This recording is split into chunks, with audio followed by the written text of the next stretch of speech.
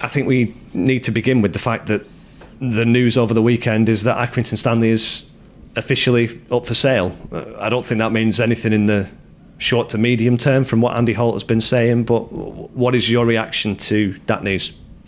I'd say just focus on the football game tomorrow, to be honest. I think that's our main priority. I still reiterate what I said last Thursday. We're all on the same page. It's clear that we all want to stay in this league. We know that that's paramount to what we're here for. We can't afford to get on that slippery slope. So that's what I'd sooner concentrate on, and that's all I am concentrating on, which is tomorrow's game. I guess the sooner you get to that 50 points, the more points you accrue in the league, the more difference that'll make to the future, whatever happens. The future, as I said before, is now. There's no point worrying about what's going to be going on in latter months. You make your impression now, and the more points we can accrue, we can challenge at the nice end of the table. So we're only looking at the immediate future. It's got to be what we've got to focus on, and that's trying to get a team to perform the way we want them to play. And we've got to try and carry on the spirit of Saturday's performance and take it to another away game. I thought we competed well against Grimsby in difficult conditions, but didn't hit the heights of the way I know we can play.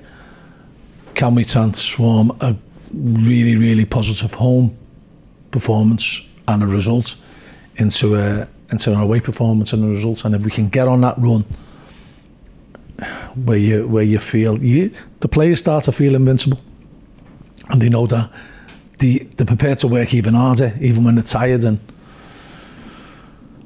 that's how you get success. That's what we're striving to be. That's what we're striving to get our teams to play like.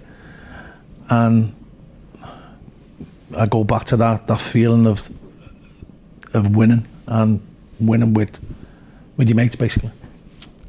How much can having your blinkers on and concentrating not even necessarily on the game, the next moment, the next challenge, the next whatever it may be, how much does that focus the mind? How much does that take everything else out of the equation and it's just win your 50-50 or whatever it may be? Well, then that's alluding to the fact that it's something you're using as some kind of help or a help mechanism now. We just operate the same way. I've never took my eye off the ball. I'm always concentrating on the next game. And I was like that as a player. And I've been like that all my managerial career. The next game is always the most important one. And, you've interviewed me a lot.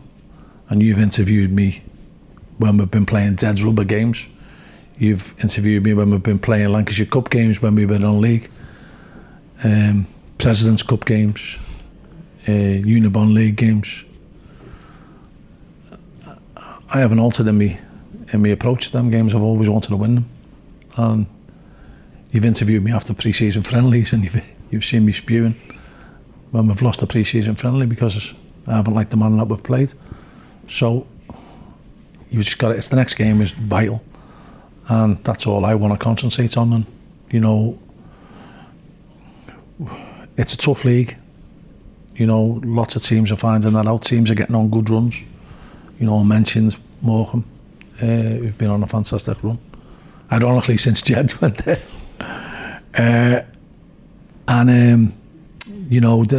The big hitters are starting to find their feet now. The Stockport, your Notts Counties, your Wrexhams.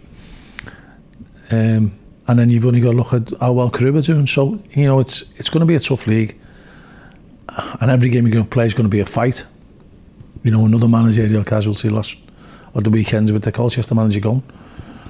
And so, people are expecting a lot of things out of this league. And you've got to be prepared to roll your sleeves up and fight for every point. And as you say, getting to the 50 points, it'll give you breathing space. But if we want to challenge at the top ends, we've got to surpass 50 points, and that's got to be our aim. If you're aiming for the minimum, yeah, have that as your initial target, and let's try and surpass that. But, you know, we understand, and everybody here at the club, from top to bottom, understands the importance of staying in the Football League. And, you know, I remember the days or the day when Eric Worley, God rest his soul, with a tear in his eye, was hugging me when we achieved that against Woking. And I think it was something that our fans never believed would happen again. And I remember the following week being in Joyce's surgery, ironically, and speaking to a fella who was an old chap in his 90s, and he had tears in his eyes, and, you know, to see how much people enjoyed that. And I know you can get a bit blasé about it, and I think our fans can be a bit blasé about it, and, you know, that some of them won't even realise the struggle it was to get back into the Football League. So we certainly don't want to give that status up, and that is our ultimate focus, and that has been from the day we got relegated last season. Do you think Stanley and Wimbledon have that in common, in the sense that both clubs had to start again with their supporters and make their way back to the Football League? Yeah, I think it was possibly because ours is more iconic story because we were the first ones out. So I think ours is a little bit more iconic than theirs. But, you know, you've got to take your hat off to what they've been through as well, and to come back. They're still, you know, they still give me the best football chant I've ever heard when the Wimbledon fans were singing to the MK fans, "Where were you and you were us?" And I just thought that was comedy gold, really. But to what they've had to go through to get back into where they are, that in itself is a fantastic achievement. So, you know, it's two clubs who have been reborn fighting each other. What have you made of them this season? I think they've got the best away record in the division, and their home form is bottom 3. Every game will be played on its own merits. I still speak to Pelly a bit, and, you know, he likes what he sees at the club. He thinks that they've got good players, and he thinks they can be a threat like we do at the top ends. But you've got to get the points on the board to do that. We had a good experience last time we went there. Jay Rich scored an absolute screamer. John Sullivan got his part in goal for us. So it was a great day all round. What's it going to be like to play against Harry Pell? Because I think when he plays for you, he's one of those that opponents love to hate, and you love to have him on your side, and you've been one side of that, and now you're going to be the other. He's pantomime villain, isn't he? Great lad, great character. And my brother still maintains he's given his favourite away trip feeling ever when he performed his heroics against Charlton. And then the goal that didn't count would have put the icing on the cake. He's a cracking lad, and, you know, we wish him all the best, but just not when he plays. Your personnel-wise, Sheamus Keates back on the bench at the weekend. How big a boost is that? Yeah, very good. Very good for us having the skipper back, and, you know, his experience, his leadership skills. Yeah, very good. And again, now we're starting to get, once you get the players back that are influential, you start again having the competition for places that, you know, you've got to strive to have to be successful. And what's the situation with Matt Lowe, who was starting games and then wasn't in the 18 at the weekend? Injured. Simple as that. He's hurt his calf. He was desperate to play, but, you know, you could see he was training and he wasn't comfortable. So the last thing we can do is have another injury, you know, for the mini glut that we had at the start of the season. We want to try and avoid that as much as possible,